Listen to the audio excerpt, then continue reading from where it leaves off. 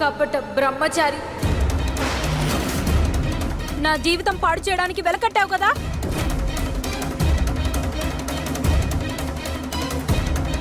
అయితే రా,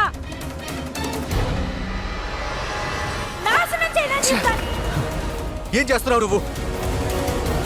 వా, భలే నటుడివి. నాతో చెడ్డ ఆలోచనతో ప్రవర్తించగలవు, కానీ నా కళ్ళతో కళ్ళు కలపలేవా? ఏ ఆడపిల్ల నుదుటి మీద బలవంతంగా కుంకుమ పెట్టావో, ఏ ఆడపిల్లతో బలవంతంగా 7 అడుగుల అగ్ని చుట్టావో, అదే ఆడపిల్లతో మొదటి రాత్రి చేసుకోవడానికి నీ బుద్ధెందుకు అంగీకరించదు? ఈ బ్రహ్మచారి వేషాలని తీసి అవతల పారేసి నీకు ఇష్టం వచ్చినట్టు నన్ను అనుభవించు.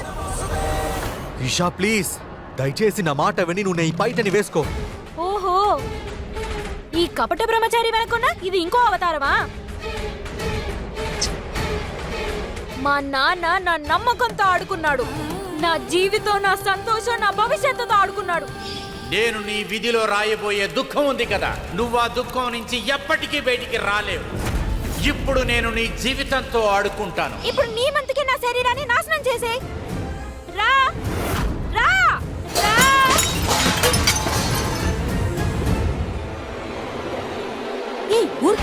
అది సూరజ్ అన్న, ఇది బ్రహ్మచారి అన్న మాటకి అర్థం లేదు. అవును, ఈషా చూసేదానికి చాలా అందంగా ఉంటుంది కదా. అప్సరసల ముందు పెద్ద పెద్ద మునలు పడిపోయినప్పుడు మనమంతా ఎంత? మన అన్నయ్య ఒక సాధారణమైన మనిషి, సరేనా? ఆ తర్వాత ఒకటి విను, నేనేం చెప్తున్నాను.